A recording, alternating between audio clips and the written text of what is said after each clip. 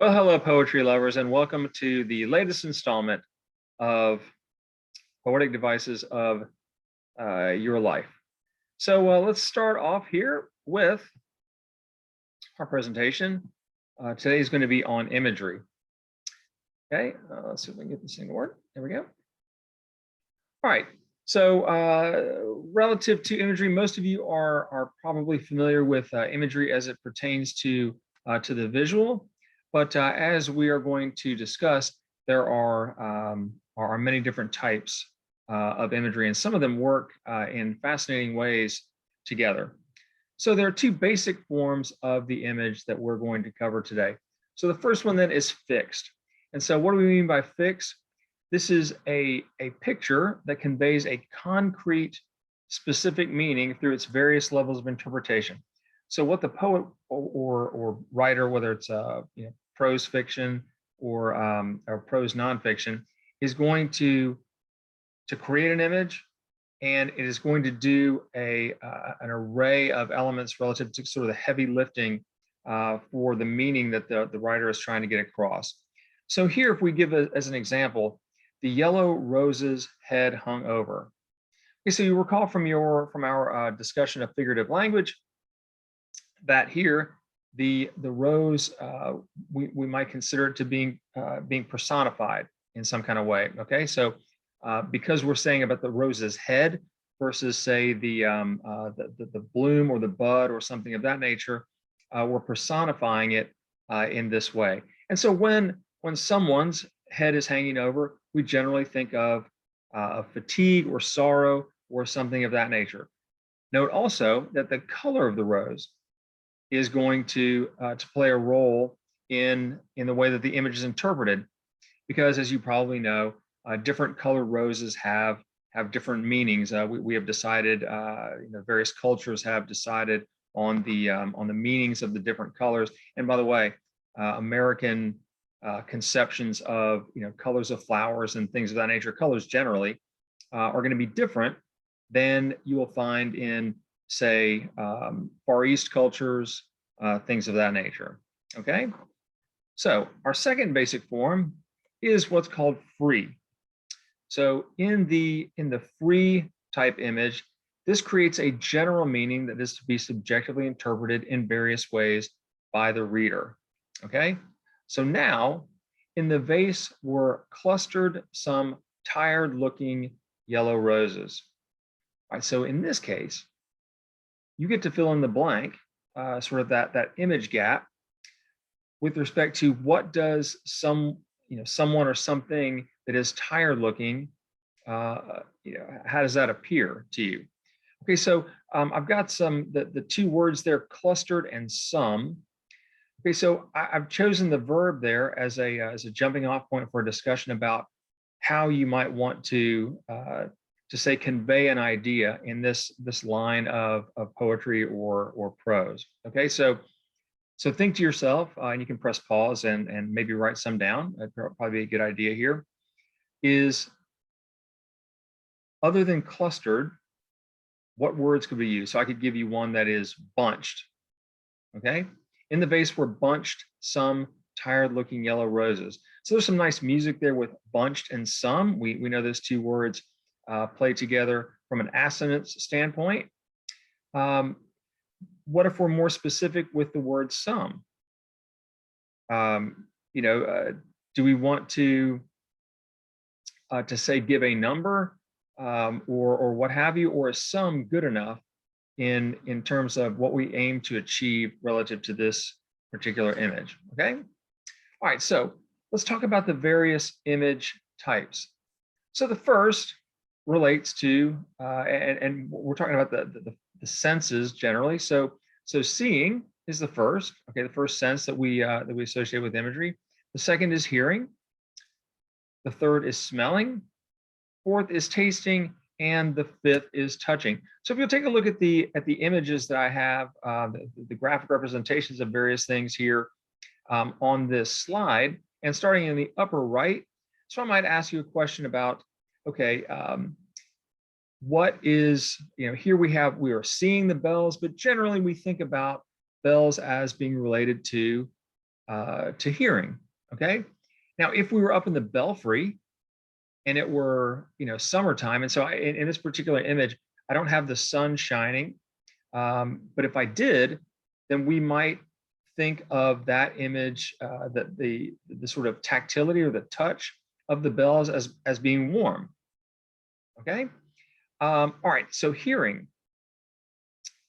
If we look at, and I should just have gone down to the baby shoe. So the baby shoe's there to the left. Okay. Hearing is associated with it because we've got the bells tied to the shoes. Most of you that are within the sound of my voice did not have baby shoes probably like that. I mean, these are like, I know that I did. Like that was just what babies wore. Like when they started walking, was little white sort of patent leather shoes. Okay. But if you think about like the leather associated with those shoes, do we think that the leather is soft? Because those shoes look a little bit scuffed. So we think that they are, we assume that they're worn in. So they're probably, nice soft leather, because we don't want, baby to get blisters with these little, Chuck Taylor looking high tops. Okay. Now, is there potentially a little aroma associated with those baby shoes? And we don't tend to think of baby's feet as stinking. Other parts, perhaps they're related to the changing table, do, but we don't think of, in the same way we think of puppy breath as being, sort of this weirdly sweet smell. Same thing happens with, say, baby's feet. Okay, they're down there to the right where we have the baking bread. So we have not only the tactility or the feel of the bread, it's the hot oven, but also we have aroma associated with the bread. Okay, and then further tactilities if we cut the bread open and we touch it, and after it's cooled down, and it's spongy or crisp on the outside, type thing. Okay, then the left with the little girl eating the ice cream. So now we're talking about, as we were a little bit with respect to the bread, how does it taste? What is the feel of the ice cream on the tongue? So in addition to it being cold, it's also, especially if this is like a super premium ice cream that's got like a heavy fat content, then it's going to be, it feels nicer on the tongue than would like ice milk. I don't even know if they sell ice milk anymore, but it was sort of, the equivalent of like skim milk, and it was kind of, yuck. I mean, if you wanted something as a dessert and you're on a diet, I suppose that you ate, went to the ice milk route, but it's not very satisfying as a comfort food, for example. So then the bottom right-hand corner, we've got the feel associated with the thorns of the rose. Okay, so seeing, the formal term for seeing is visual. Okay, so you're going to need to remember that, because I'm going to ask you what's the formal term for an image that's related to sight, and you're going to need to bust out visual. Okay, so visual is the most common association we have with imagery, and we're talking about a physical description of an object or place or features then of a person. Okay, so also you might consider the negative image. So my example here, as at the first gesture of morning, night pulls in its heavy cloak. So I've now ventured into a figure of speech there. Okay, so you have the visual of the darkness as being like a heavy cloak. Okay, so this is the darkness being swept away as opposed to light coming in to the scene. Okay, does that make sense? You could also say it as like, light retreated, into the forest, or something of that nature. That makes it it's a more complex image, and it's more satisfying for the person reading or hearing the text. Okay, so now the second is hearing. So that's auditory. The formal term is auditory. So we had visual, and now we have auditory. Okay, so here we're talking about an explicit or implicit sound of some element in the piece. Okay, so if bells make an appearance in the piece, there is the suggestion that there's a sound associated with them. And further, when bells ring, okay, especially with bells like this, they generally are going to, they're enunciatory. So it may be the call to worship in a village. Okay, so they're going to start ringing the bells, 15 minutes, 30 minutes, an hour, whatever it is, before the service starts. Also, they are going to toll on, say, the hour, the quarter hour, the half hour, 3/4 hour. Okay. All right. So we want to consider both the presence of a sound or the absence of a sound that should be heard. So you might remark on if like right before a storm hits. If you go outside, and you should do this at some point. Not in a lightning storm though. But it grows super quiet because the birds, generally birds and insects, will go silent. Okay, so it's that eerie, quiet sound that most people don't really identify with pre-storm type stuff, because they're too busy looking at the visual image of clouds moving in or whatever it happens to be. But the absence of sound will generally amplify kind of the effect of a scene. Okay, so my example here is when I do count the clock that tells the time. So this is the opening from Shakespeare's Sonnet 12. So you probably remember from the presentation on acoustics that what Shakespeare was doing there with those the hard K sounds and the T sounds and that super regular meter of that iambic line is to suggest the ticking of a clock. Okay. All right. Smelling then is olfactory. So we have visual, auditory, and olfactory images. So this is the explicit or implicit aroma of some elements. We had the bread earlier, and so now this you look at it and it's baked apples. So in your poem or your prose piece, you might reference baked apples. The person that is reading or hearing that is now going to almost by default conjure up the smell of it. Okay, so this is from Robert Frost's poem After Apple Picking. If you've never read it, you absolutely should. You might even pause this presentation and go look it up because it is a phenomenal poem. So essence of winter sleep is on the night, the scent of apples. Okay, so now it's worth noting that just the mention of the scent of apples does not complete the image, but when connected to the essence of winter sleep, the scent gains vividness, because now in addition to, when do we generally have apples? Okay, so now of course we get them from Chile or whatever at any time of the year, but an earlier epoch, okay, apples showed up when? Autumn. Okay, and then when did we end up baking apples? Okay, autumn in through winter. So if it's cold outside, then a nice baked apple, delicious. And as the molecules of sugar from the apples begin to break down, then this is what's floating in the air that you register as scent. So in addition to cinnamon, okay, maybe a little cardamom or something of that nature on there, and then maybe some salt, because that also will help to break down the molecules that are under heat. Then the scent begins to pervade the area and almost everywhere in the house where apples are being baked. Okay, so the next is tasting or gustatory. Visual, auditory, what did we just do? Olfactory and gustatory. Okay, so gustatory is relating to something that is being tasted, something that has to do with eating or drinking. Okay, so this poem is from Galway Cannell. And as I stand among them, the berries, lifting the stalks to my mouth, the ripest berries fall almost unbidden to my tongue. It's just a marvelous series of lines there, okay? In the poem, Cannell uses all kinds of words related to what it's like to eat the berries.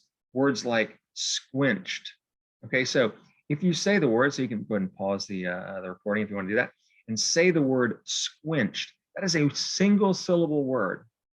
And yet the mouth is doing all kinds of interesting gymnastics in saying the word that are a mirror to what it's like to eat the berry. Okay, so Cannell is absolutely doing that on purpose, okay, in order to enhance, again, the sensation associated with the poem, the images of the poem that he's trying to convey, okay? All right, now, last one is tactile, okay? Tactile. So tactile has to do with touching. So it's, again, the explicit or implicit feel of something described. Okay, so I've got the image there of the white sheets. So we have things associated with white and we generally think of white as being cooler than something that is black, okay? So we're using the tactile image as the ultimate concrete expression, okay? So my lines here, the bed linens might just as well be ice and the clothes snow, okay? So maybe this is a poem, in a line in a poem where the speaker is talking about, his sweetheart has left, okay? Abandoned him or her. And so the sense of how lonesome it is and how cold the bed is without the warmth of another human body, but also without the warmth of companionship. Okay, so again, this is how poets use imagery to really enhance meaning, right? Okay, so now for something just a little bit different. So I want to mention a rhetorical concept. It's called synaesthesia. Okay, now, I'm not talking about the medical term here. So if you have some familiarity with that, then you just want to sort of hold that in abeyance while we talk about how synaesthesia works with respect to literature. Okay, so this is physiologically the translation of a physical sensation from one sense into another. Okay, so that's what I was talking about in terms of the, like the medical sense of it. But poetically, it's the description of one image type in terms of another. And if you think about it, there are all kinds of instances where this happens in your life. And so here's a good one, okay?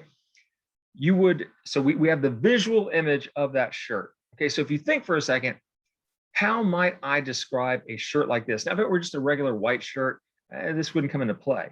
But this shirt, I mean, few people would be caught dead wearing this shirt outside of, oh, I don't know, like some Polynesian island or something of that nature. Or maybe, I don't know, Miami or.